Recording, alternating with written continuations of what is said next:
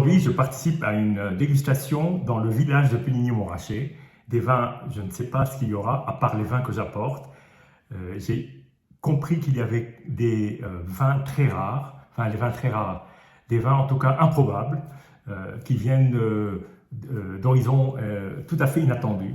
C'est organisé par un passionné de vin qui est rusé et ami de vignerons, connaît très bien la nouvelle génération, la nouvelle grande génération brillante de Bourgogne. Donc il y aura aussi quelques vignerons parmi les vignerons qu'il connaît personnellement, et donc il m'a proposé de participer comme un œil extérieur à cette dégustation. Et donc j'ai proposé d'apporter des vins, et comme je ne voulais absolument pas marcher sur les plates-bandes de qui que ce soit, j'aime bien être original et sortir complètement des sentiers battus. Donc j'ai apporté ces 3 vins de Lopez de Heredia, qui sont 3 vins sous l'étiquette Tondonia, donc un blanc, un rouge et un rosé. Alors ces 3 vins, aujourd'hui chez Tondonia on a un blanc, un rouge et un rosé. Ces 3 vins n'ont pas grand chose à voir avec ce qui se fait aujourd'hui. Ce sont des vins d'abord anciens, et ensuite ce sont des assemblages qui n'existent plus. Alors le blanc est un blanc donc, au dos duquel il est indiqué cepa grave. Ça veut dire que c'est un vin à base de cépage du style grave, c'est-à-dire on suppose Sauvignon blanc et Sémillon. Je n'ai aucune certitude là-dessus, mais j'imagine que c'est ça, parce qu'à l'époque, effectivement, chez Lopez de Heredia, on plantait pas mal de cépages de type bordelais. Le rouge est un cépage médoc, il est en demi-bouteille, voilà, donc c'est indiqué ici, c'est pas médoc. Et le rosé est un rosé très différent des rosés récents que j'ai pu déguster. Alors, le rosé, j'ai dû le carafer parce que le bouchon s'est cassé. Pourtant, c'est ce bouchon-là pour lequel j'avais le plus confiance, mais c'est des choses qui arrivent. Je pensais qu'il sortait, et puis d'un seul coup, il s'est rompu en 2 bouts. Il était impossible d'aller chercher avec les instruments dont je disposais ici, dans cette maison à Puligny-Montrachet, où je passe juste une nuit. Et donc, voilà, j'ai fait avec les moyens du bord. Bon, je vais déjà les déguster pour voir si je peux les apporter décemment, parce que ce sont des vieux vins, on ne sait jamais s'il y en a un qui a complètement tourné, c'est peut-être même pas la peine de le présenter. Donc j'ai commencé en fait par le blanc, le grave, disons, voilà.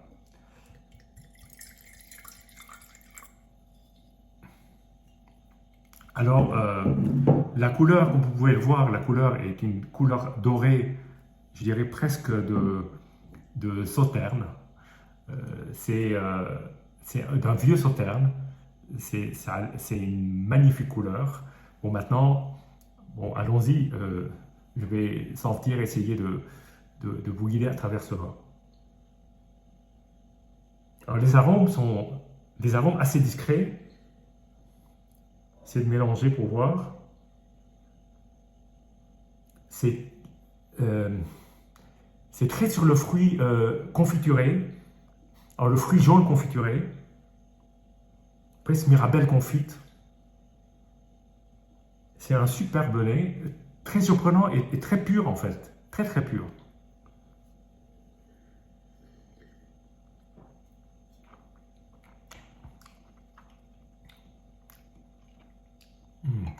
C'est quelque chose, hein. C'est vraiment quelque chose.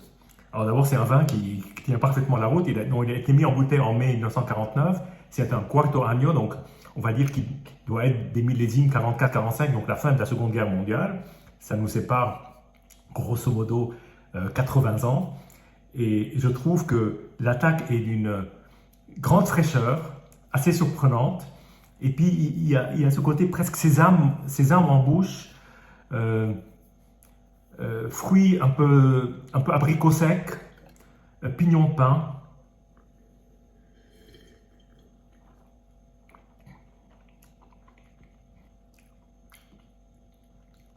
Ah, c'est extrêmement superbe. Je ne sais pas comment dire. C'est juste un vin, pour moi, divin. Alors, il faut qu'il soit un tout petit peu plus frais, mais ça, je vais veiller à ce qu'il soit bien frais au moment du service. Là, une température de dégustation, c'est absolument parfait. Et bien, bah, écoutez, je suis assez surpris par cette étiquette. Est-ce que ça ressemble à un grave, un vieux grave? J'ai jamais goûté un aussi vieux grave. Pourquoi pas? C'est peut-être ça. Bon, je vais attaquer à présent le rouge. Donc, comme je disais tout à l'heure, c'est cépage médoc. Aucune idée de l'année. Sans doute très vieux. J'essaie de voir si j'arrive à lire une inscription. Peut-être qu'il y a une indication sur l'année, mais je vais la regarder un peu plus en détail. Non, il y a 6 944 peut-être, je ne sais pas. Peut-être. Peut-être de la même époque. Voilà. Donc, Rioja, Cepa, Médoc. Bien, ben, allons-y. Donc, j'imagine qu'il y a du Cabernet Sauvignon, du Merlot, peut-être du Cabernet Franc, du Petit Verdot. Voilà, qui sait. Donc, sûrement une majorité de Cabernet Sauvignon, a priori, parce que le Médoc, c'est quand même le terroir du Cabernet Sauvignon. Bien, alors, la couleur est une couleur assez claire. Alors, évidemment, c'est un vin vieux, hein. C'est logique, hein. On s'en attendait à moins. Je vais vous le montrer quand je le verse, ce que ça donne. Voilà, donc c'est un vin de couleur d'un très vieux Bordeaux. Mais il y a encore un beau fond de rouge. C'est un vin qui me semble encore bien vivace au point de vue de la couleur. Le nez est très médocain. Alors médocain avec évidemment un passage dans du bois. Quarto año, je crois. Je ne sais pas si c'est indiqué, mais je pense que c'est 4 années d'élevage en bois et bien intégré. Parce que là, en plus, on sent des arômes alors, de tabac, cigare plutôt. Et là, la cerise, surtout la cerise, la griotte.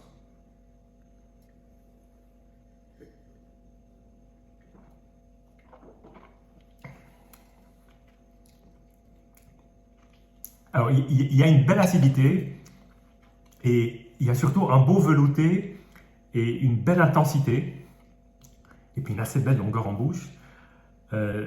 Ça pourrait effectivement, ça fait quand même penser plus à un Rioja qu'un Médoc, même si ça a quelques... Alors maintenant que je le sais, c'est plus facile, mais je trouve que ça me rappelle davantage le style de Lopez de Heredia, les vieux Tondonia, les vieux Bosconia. Il y a cette même façon de faire, et puis de terroir qui s'exprime au travers de cépages qui sont sans doute différents, mais on sent quand même l'empreinte de cette grande maison très traditionnelle qui a maintenant presque un siècle et demi, qui fêtera dans 2 ans ses 150 ans. En tout cas, il y a une belle, un beau développement en bouche, un côté très soyeux.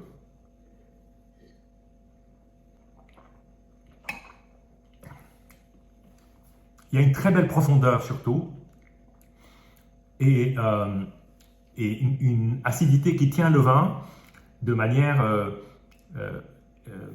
bon, je dirais presque pas omniprésente, mais qui soutient le vin et qui lui donne toute cette assise avec des arômes qui mélangent à la fois des fruits très très mûrs, un côté très légèrement, alors c'est un vin sec mais très légèrement suave et un peu doux, et surtout une formidable enveloppe en bouche avec une très très très belle longueur.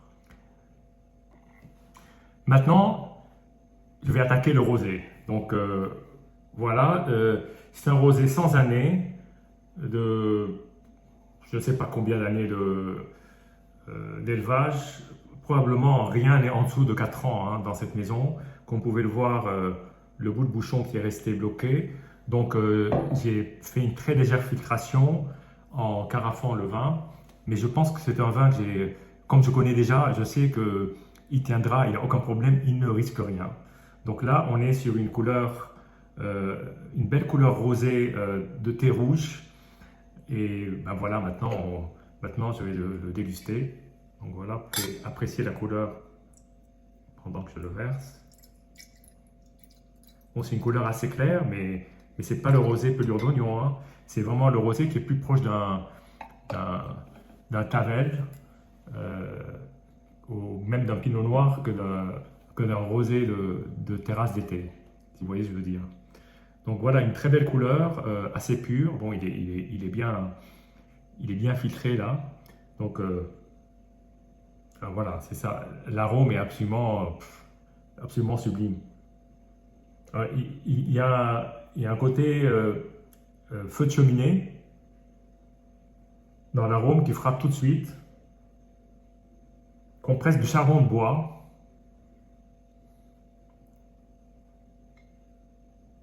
Et puis il y a un côté quand même animal, c'est assez surprenant, hein. Sur un rosé, on n'imagine pas.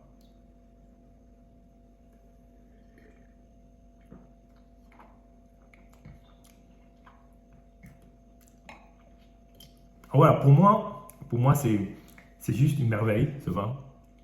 C'est une merveille parce que il me fait penser parfois, il est limite, il me fait penser à des savagniens, comme si on pouvait faire un savagnin rosé, ce qui n'est pas possible puisque le raisin est blanc. Mais ça me fait penser un tout petit peu à un vin de savagnin, mais pas forcément à cause du... C'est pas un vin sous voile et c'est pas du tout la sensation, mais il y a cette précision, cette droiture, c'est un vin qui est tellement affirmé, tellement présent que dès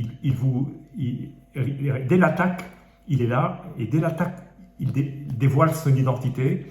Je dirais pas qu'il n'a rien à cacher, parce que au fur et à mesure de la soirée, il va délivrer des choses que c'est pas la première bouteille que je joue, c'est la deuxième demi-bouteille. Mais je sais que c'est un vin qui recèle plein de mystères insondables, mais en même temps, il est extrêmement affirmé.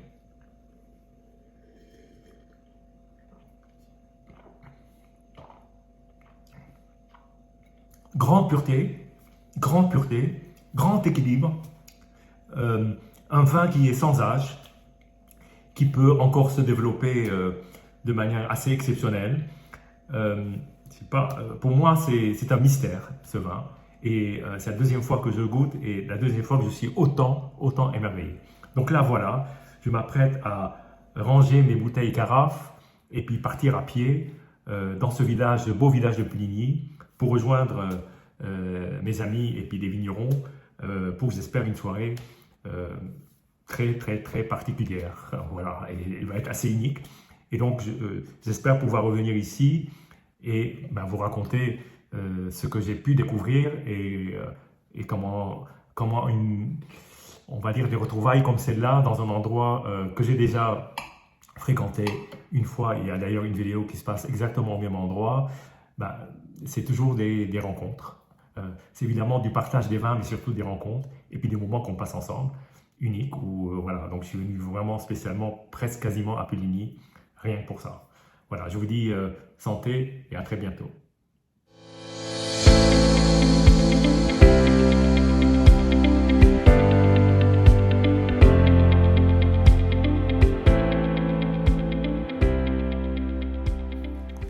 Comme promis, je viens faire un compte-rendu de cette soirée qui pour moi était une soirée de rêve. Passer une soirée à déguster des vins avec des vignerons. Damien qui organisait cette superbe soirée. Pour moi, c'était quelque chose d'assez assez extraordinaire. Parce que là, vous parlez de vins qui ne sont pas forcément d'ailleurs les leurs, parce qu'on a peu goûté les vins des vignerons qui étaient présents. Un seul vin. Tous les autres étaient des vins qu'avait apporté l'organisateur, donc Damien, et puis les vignerons aussi, et moi-même avec mes 3 cuvées assez particulières de Tondonia. Et donc voilà, c'était une soirée de détente, hors de cadre, dans un lieu absolument superbe qui se situe en plein cœur du village de Puligny-Montrachet. Je pouvais rentrer à pied, j'étais à 100 mètres. Donc ça, c'est vraiment la configuration parfaite. Comme ça, il n'y a pas de tentation de prendre un volant ou quoi que ce soit et de prendre un risque. On a pas mal goûté, mais toujours en dégustant les vins. On n'était pas là pour boire du vin, quoi. On était là surtout pour déguster et apprécier les différentes cuvées qui étaient proposées. Donc il y en avait pas mal. Donc je vais les passer vite en revue. Mais je voudrais aussi surtout insister sur le fait que au-delà de la dégustation des vins, c'était réellement un endroit avec, en plus, il faisait très beau, donc on a pu s'installer à un moment donné dehors pour échanger et discuter. Et cette ambiance, ces échanges m'ont permis de nouer des relations avec des vignerons et avec les hommes qui se cachent derrière ces domaines. Et pour ça, pour moi, c'est quelque chose d'absolument fantastique. J'adore le vin, et puis j'adore le vin parce qu'il exprime une personnalité propre du vigneron, et le connaître et échanger avec lui hors de son domaine, pas forcément pour parler technique de vinification ou de manière d'élevage et des choses comme ça. On n'était absolument pas du tout sur ce canal-là. On était sur un autre canal qui est le canal d'échanger sur des vins. Alors, il y avait des vins jeunes et des vins vieux. Il y avait très peu de vins entre deux. Je pense qu'il y avait un 2011 qui était un peu entre deux. Mais pour le reste, c'était soit des vins très vieux, soit des vins très jeunes. C'est très intéressant de voir cette confrontation parce que tout compte fait, on parle aussi d'évolution du style des vins. Et comme on le faisait avant, c'est riche en enseignements. Ça a été transmis, on ne sait jamais comment, mais par le biais, alors quand c'est des domaines multigénérationnels, ce qui n'était pas le cas hier, on apprend par ceux qui vous transmettent, chez qui vous avez travaillé. En tout cas, quand vous êtes vigneron, vous démarrez forcément dans un autre domaine, et là, vous apprenez des choses sur la manière de faire les vins. Et c'est intéressant de confronter les styles anciens et les styles modernes. Alors, dans les vignerons, il y avait Tino Kuban, donc les Jardins Vivants. Il y avait Jeremy Carteret, qui est maintenant un domaine de plus en plus connu, surtout avec sa belle cuvée d'ailleurs qu'on a dégustée, qui s'appelle Euphoria. Il y avait Benjamin Guilbert, le domaine Guilbert-Gillet, qui est une star montante du vin.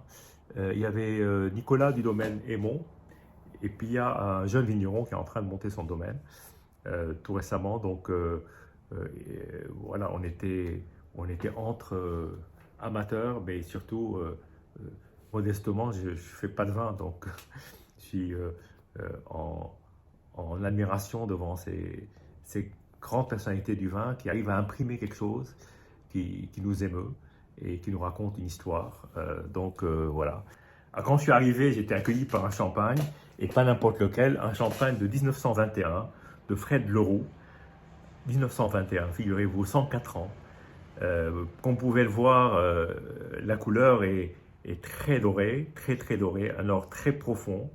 Évidemment, à cet âge-là, les bulles, on ne les sent plus.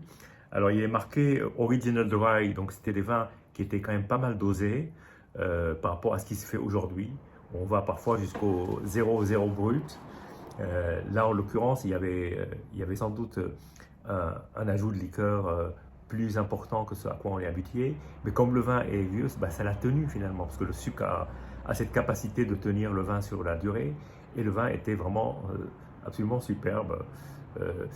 Des arômes d'une grande profondeur, pas de sensation d'oxydation, pas de côté noir, une assez belle fraîcheur et surtout une très belle matière. Ensuite, là, on est revenu en plus récent, bien plus récent. On est revenu au vin très jeune. Et là, un champagne, lui, rosé, d'Emmanuel Brochet. Donc, c'est un champagne qui a majorité Pinot Meunier, 90% et le reste en Pinot Noir. Extrêmement gourmand, qui se déguste, je dirais, presque trop facilement. C'est un vrai bonheur. J'ai beaucoup aimé ce vin. J'avais déjà rencontré Emmanuel Brochet au Cave Le Grand. Je n'avais pas goûté ces rosés et j'avoue que c'est assez grandiose. Ensuite, Damien m'a fait la surprise d'ouvrir un jardin de la Martinière rosé de l'époque de Xavier Caillard. Bon, je dois dire que j'ai une affection très particulière pour ce vin. Je ne sais pas comment l'expliquer. C'est très personnel, très personnel. Je vous invite, si vous avez l'occasion de le goûter. C'est très difficile à trouver, mais bon, on ne sait jamais. Si vous avez l'occasion, vous verrez ce que ça provoque en vous. Il faut le boire frais, comme j'ai pu le dire dans une autre vidéo. Donc il faut le boire assez vite quand on est à plusieurs, que la bouteille est dehors. Enfin, assez vite. Il faut alors la remettre au frigo assez vite, de manière à ce qu'il n'atteigne pas une température trop élevé pour ce type de vin, c'est-à-dire bien en dessous de 16, plutôt 12-13, pour vraiment l'apprécier. Voilà. Et ensuite, j'en ai profité, comme on était au rosé, j'ai fait goûter la demi-bouteille de rosé de Tondonia, qui a beaucoup surpris, beaucoup surpris. Il a été très commenté. Alors, il y en a qui aiment un peu moins, d'autres qui aiment beaucoup. Alors c'est toujours comme ça, hein, comme tous les vins. Aucun vin a fait l'unanimité, peut-être sauf un, j'y reviendrai tout à l'heure, mais il a beaucoup surpris. Je l'ai fait déguster à l'aveugle. Damien a dit Espagne, il n'avait pas tort, bravo, chapeau. En tout cas, lui pensait plutôt vers l'Andalousie, donc là on est quand même loin de l'Andalousie, mais bon, c'était beau. Et ensuite nous avons goûté un vieux, tout est relatif, un vieux Bourgogne blanc de Bizot. Donc là c'est un Haute-Côte de Nuit 2011. Je dis vieux parce que c'est un jeune domaine, relativement, hein, puisque les premiers vins doivent dater des années 90, 97 je crois, quelque chose comme ça. Donc là on est encore... alors c'est assez rare de goûter des vieux Bizot parce que la plupart de ceux qui peuvent circuler éventuellement sont des millésimes jeunes. Et là c'était un vin énormément de parfum, comme souvent chez Jean-Yves Bizot, avec une très forte persistance en bouche. Une fois qu'on le dégustait, c'était très beau, très beau. Ensuite, nous avons, comme nous étions sur les blancs, je me suis dit, tiens, je vais sortir toujours à l'aveugle le Tondonia blanc, donc le cépage grave, essayer de faire parler les gens. Les gens ont beaucoup aimé en fait. Je pense que ce vin a laissé une belle impression. C'est un vin quand même très particulier, hein. Cépage de Grave sur un terroir de Rioja. Quand j'ai dit que c'était un vin de la Rioja, les gens pensaient éventuellement à la Biura, mais non, c'était Sauvignon et Sémillon et c'était pas évident, Bon, beau vin. Et ensuite, Benjamin Guilbert avait apporté un vieux Bourgogne. Il aime bien les vins vieux, donc ça tombait bien. Il avait amené un Santenay-Gravières de 1956. Très mauvaise année, année très difficile, très fraîche. Et pourtant, moi j'ai trouvé que le raisin était mûr. Il était, on avait le sentiment d'une vendange à pleine maturité, alors que le temps était pourri cette année-là. Donc c'est pas une année qui pouvait se prêter à un tel vin, mais là du coup on a été quand même tous pas mal surpris. Donc un assez beau vin. Et puis ensuite une surprise que je ne m'attendais pas du tout, à l'aveugle, un pinot noir qui venait du nord de l'Europe, du Danemark. Et ma foi, c'était un pinot noir qui tenait bien la route, qui avait cette capacité de fruits avec une certaine maturité et une assez belle précision en bouche. Un pinot noir qui ne dépareille pas par rapport à certains très bons pinots noirs de Bourgogne. Donc une assez belle surprise. J'aurai l'occasion de revenir sur ce vin d'ailleurs, parce que Damien m'a offert une bouteille, et donc j'en ferai une session particulière. Et ensuite, bon là, on a été sur le vin qui a peut-être fait l'unanimité. C'est un Vosne-Romanée 2022. Alors 2022 est une très grande année de Bizot. Donc là, on est reparti sur un rouge de Bizot, parce que là, c'est plus classique, c'est plus courant, même si le mot courant est un peu juste ici, parce que c'est quand même difficile de tomber sur des bouteilles comme celle-là. Et cette bouteille-là était vraiment sublime. C'est-à-dire que du nez à la bouche, tout était à des degrés de qualité et de perfection assez exceptionnels. Donc c'était assez grandiose. Voilà. Très belle bouteille. Ça garde d'énormes arômes en bouche. On s'en souvient encore le lendemain. Bien. Bon, c'est une cuvée qui a fait quand même relativement peu de bouteilles. Donc quand on tombe sur une comme celle-là, bien que ce soit un village, on a la sensation de goûter un très grand cru. C'est ce qui est assez fantastique. Ensuite, nous sommes passés, toujours dans les Côtes de Nuit, à un vin de 2021 de Arnoux-Lachaux, de Chambolle-Musigny, qui est un Chambolle-Musigny parcellaire, qui s'appelle le Clos des Danguérins. C'est un clos, c'est un village. 2021 est la première année où les vins de Charles Lachaux ne passaient pas dans le bois. Donc un vin énormément sur le fruit. Moi j'ai beaucoup aimé. C'est très pinot noir, mais là, avec la pureté du pinot noir tel qu'on peut l'aimer. Donc on a l'impression de croquer dans la chair du fruit, tellement c'était direct, vivace et en même temps persistant en bouche.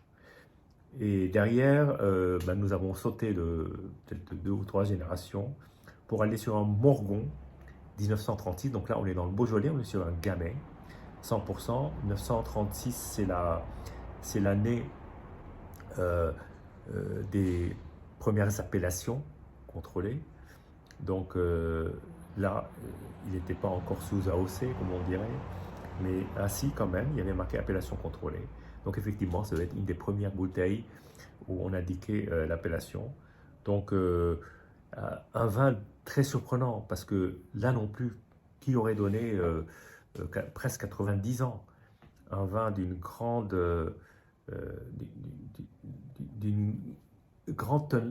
teneur et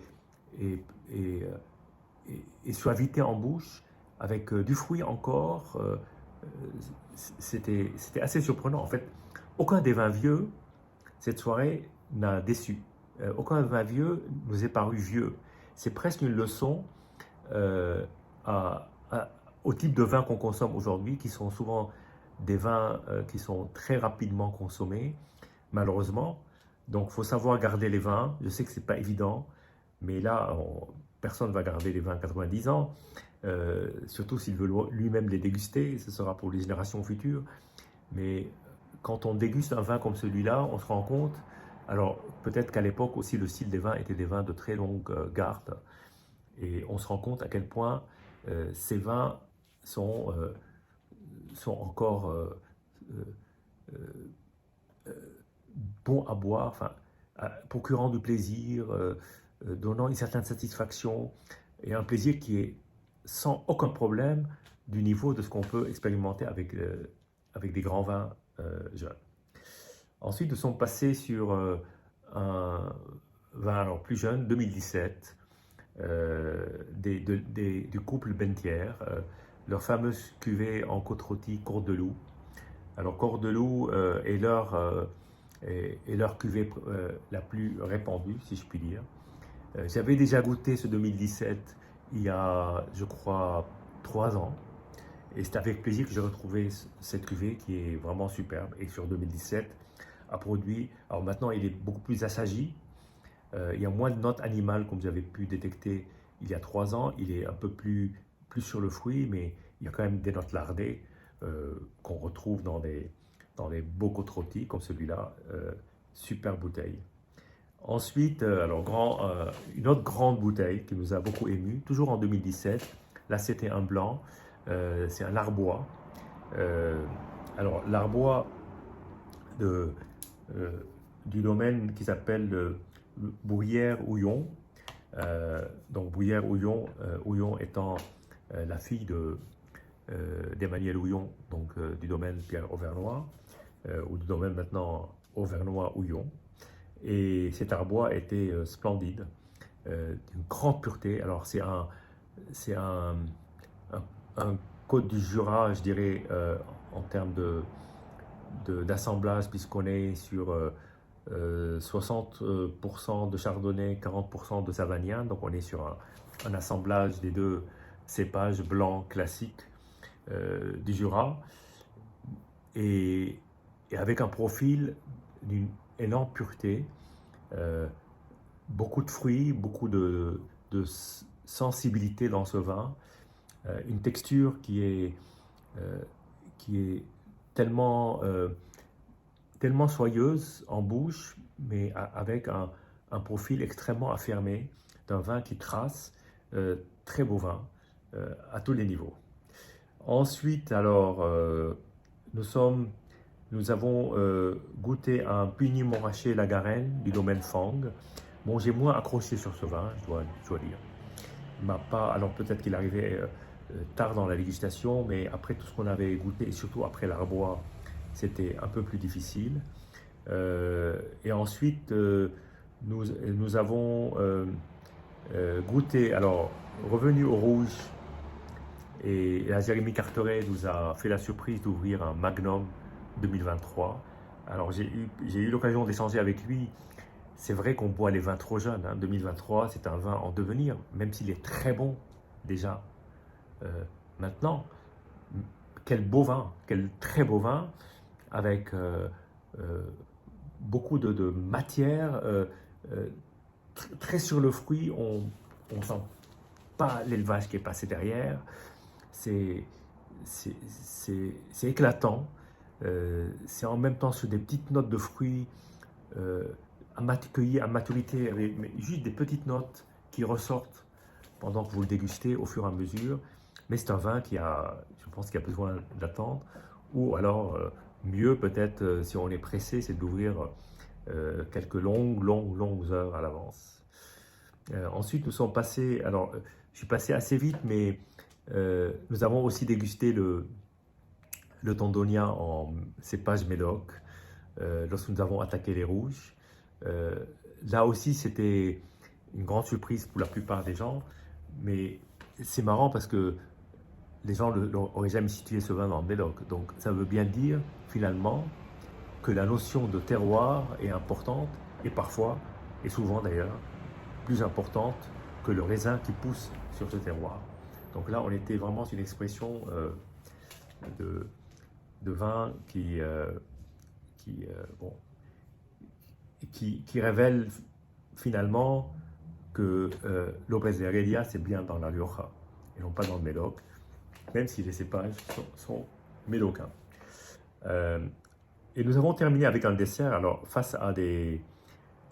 oui, nous avons goûté un vin sur lequel je reviendrai, qui s'appelle le Brioté de la Prigny, qui est un Côte de Beaune. Donc je vais à la rencontre des vignerons début juillet. Je reviendrai là-dessus. Il est arrivé très tard dans la dégustation, donc on a le palais un peu chargé, surtout qu'entre-temps, nous avons eu un dessert. Donc c'était une glace avec un biscuit, et puis donc face à des vignerons, j'ai apporté ce que moi je sais faire, c'est pas du vin mais du chocolat. Donc j'ai apporté 2 chocolats chauds, un chocolat vénézuélien d'origine, et puis un praliné, donc chocolat noir avec praliné. Évidemment, comme tous les chocolats que je fais, il n'y a pas de produits laitiers, donc c'est très digeste, mais c'est surtout très gourmand en fait. Et c'est là qu'on réalise à quel point il peut y avoir une différence entre 2 manières de préparer un chocolat chaud, donc servi dans des petites tasses de taille d'un espresso de chocolat, parce que c'est comme ça que ça se déguste. Ce sont vraiment des chocolats de dégustation, comme on peut déguster un très bon vin. Et écoutez, les convives ont en tout cas donné la sensation de beaucoup apprécier. Ça m'a fait plaisir quelque part d'apporter aussi ma contribution à cette créativité qui est dans le vin, mais qui peut l'être aussi sous d'autres formes de boissons, comme peut l'être le chocolat chaud. Et c'est là-dessus que nous nous sommes quittés, joyeux, heureux d'avoir passé ce temps ensemble, heureux surtout d'avoir échangé aussi de manière aussi proche les uns des autres. Il y avait une sorte de, comment l'expliquer, de bien-être, de détente, de confort, d'une soirée où il y a pas de mauvais mots, il n'y a que des bons mots. On peut trouver des défauts à des vins, et on n'était pas là pour décortiquer les vins, ni pour faire une dégustation sur certains aspects, même s'il y a parfois, nous avons analysé nos sensations, mais nous avons aussi parlé, soit le clair du temps, de ce que nous aimons, et comment nous l'aimons, et comment nous le partageons entre nous. Et puis il y a eu plein de discussions, puis j'ai pu rencontrer en fait des personnes à cette soirée qui en fait me suivaient sur le canal, et donc ça m'a fait énormément plaisir de mettre un visage sur des passionnés comme moi, et en tout cas qui me font la joie de me faire des retours sur comment je m'exprime, et ils apprécient. Donc, et j'espère que vous aussi, en tout cas, ça me fait un immense plaisir. En tout cas, cette soirée est comme vous l'avez compris, est une soirée pas comme les autres, qu'on ne peut pas répéter comme ça. On ne peut pas réunir autant d'acteurs, d'artistes finalement. Ce sont des artistes, des agriculteurs, mais des artistes aussi, hein, qui savent traduire en le fruit des vignes, leur donner une expression, leur donner une vie, pour qu'ils procurent du plaisir à ceux qui vont le déguster. Et ça, c'est pour moi, c'était peut-être la chose que je retiens, ce sont des humains avec qui on échange comme on peut échanger entre copains, entre potes. Le vin réunit, le vin crée les liens, et hier soir, il a encore créé des liens en plus, en tout cas en ce qui me concerne. Moi, j'étais ravi de faire partie de cette expérience. Voilà. À une prochaine. Je vous dis à très bientôt.